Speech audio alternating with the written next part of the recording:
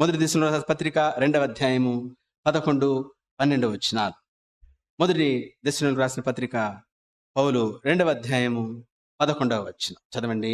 తన రాజ్యమునకును మహిమకును మిమ్మును పిలుచున్న దేవునికి తగినట్టుగా మీరు నడుచుకొనవలెనని మేము మీలో ప్రతి వానిని హెచ్చరించుచు ధైర్యపరచుచు సాక్ష్యమిచ్చుచు తండ్రి తన బిడల ఎడల నడుచుకుని రీతిగా మీలో ప్రతి వాని ఎడల మేము నడుచుకుంటామని మీకు తెలియను.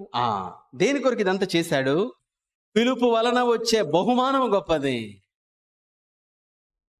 చూడండి, ఈ భూమి మీద మనం ఏం సంపాదించినా ఏం సాధించినా అదంతా డస్ట్బిన్లో పడేసేదే. ఎలా వచ్చామో అలా వెళ్ళిపోతాము.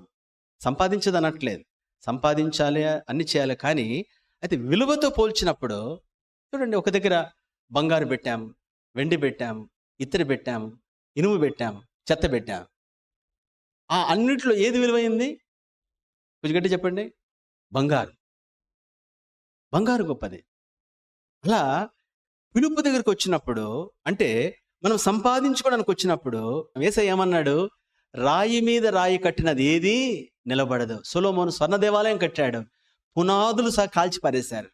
మొత్తం ఆ యొక్క దేవదారం రాళ్ళు మొత్తం బూడిద చేసి పారేశారు. అది లేదు. హిస్టరీ బ్రేక్ చేసి కట్టాడు, కానీ లేదు. అంటే ఏది ఉండదు ఈ భూమి మీద, ఏది ఉండదు, ఏది శాశ్వతమైనది కాదు. కానీ విలువకు వచ్చినప్పుడు శాశ్వతమైనది ఒకటి ఉంది, నిత్యమైనది ఒకటి ఉంది, విలువైంది ఒకటి ఉంది, అలానే నీతో వచ్చేది ఒకటి ఉంది. ఎప్పుడు నీతో వస్తుంది అదే ఈ పని. విడిచిపెట్టేది కాదు, వదిలివేసేది కాదు.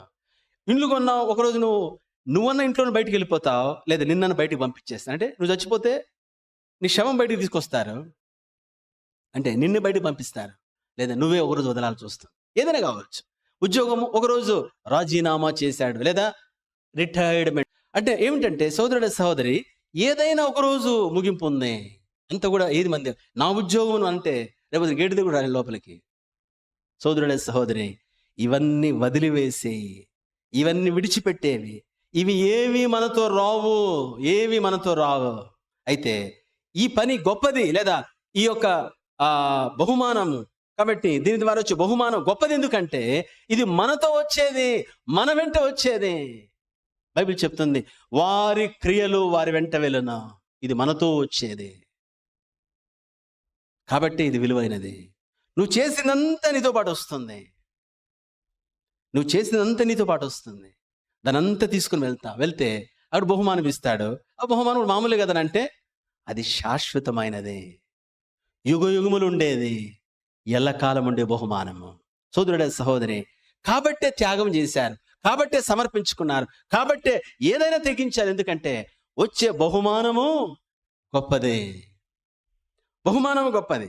చూడండి, యేసయ్య చెప్పిన ఒక మాట, మార్కు సువార్త 10వ అధ్యాయము 20-30 వచ్చు. మార్కు 10:30 చదవండి. ఇప్పుడు ఇహమందు హింసలతో పాటు నూరంతలుగా ఇండ్లను ఇహమందు నూరంతలు చదవండి. ఇండ్లను, అన్నదమ్ములను, అక్క చెల్లెలను, తల్లులను, పిల్లలను, భూములను, రాబో లోకమందు నిత్య జీవమును పొందునని మీతో నిశ్చయముగా. రాబో లోకమందు నిత్య జీవం. చెప్పండి. దాంతో పాటు ఇహమందు 100 రెట్లు. నువ్వు ఏది వదిలి వచ్చావు ప్రభు కొరకు, ఈ భూమి మీద 100 టైమ్స్ ఇస్తాడు. ఆయన వదిలేసేదే. అందుకోసం ఏమన్నాడు, ఇది ఎడిషనల్, అంతే, ఎంత ఇచ్చినా. అని హింసలతో పాటు నిత్య జీవం, అంటే యుగ యుగములు ఉండే పర్మనెంట్ది ఉంది. ప్రకటన గ్రంథము 3వ అధ్యాయము 21వ వచనం. ప్రకటన 3:21. నేను జయించి నా తండ్రితో కూడా ఆయన సింహాసనమందు కూర్చుండి ఉన్న ప్రకారము జయించు వారిని నాతో కూడా నా సింహాసనమందు కూర్చుండిచ్చేదను. నేను జయించి నా తండ్రితో కూడా ఆయన సింహాసనం మీద కూర్చున్న ప్రకారము జయించు వారిని నాతో కూడా నా సింహాసనమందు. చెప్పండి, అది తన రాజ్యము, తన మహిమ, అలానే నిత్య జీవము, సింహాసనము, కిరీటము, అధికారము, పరిపాలన యుగ యుగములు. ఇదేదో 4 రోజులు 5 సంవత్సరాల అధికారం కొరకే ఎంత ప్రాణానికైనా తెగించి జైల్లో వేసినా, కొట్టినా, ఎంత తిట్టినా, ఎంత తన్నినా, ఏమైనా సరే 5 ఏళ్ళ అధికారం కోసం పోరాడుతున్నారు. అయితే ఒకరోజు మనము యుగ యుగములు పరిపాలిస్తాం. ఈ భూమి మీద ఎవరు ఆయన చిత్తం తెలుసుకొని ఆ చిత్తం నెరవేర్చారో వచ్చే బహుమానము ఇహ పరములలో గొప్పది.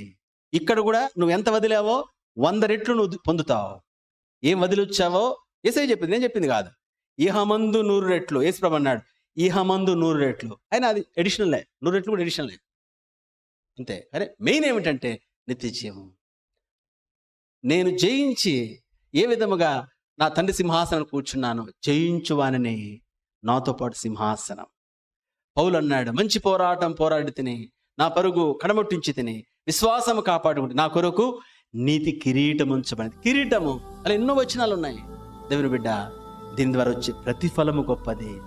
నిన్ను విడిచిపెట్టేది కాదు అది. ఈ భూమి మీద బ్రతికినంత కాలము నీ నీడ నీతో వస్తుంది. అయితే నువ్వు మరణిస్తానే నీ క్రియలు నీతో వస్తాయి. నువ్వు ప్రభు కొరకు ఆయన చిత్తం నెరవేర్చావా, క్రియేటర్ ఉద్దేశాన్ని భూమి మీద నెరవేర్చావంటే యు ఆర్ వెరీ పవర్ఫుల్. ఎందుకంటే యుగ యుగముల మహిమ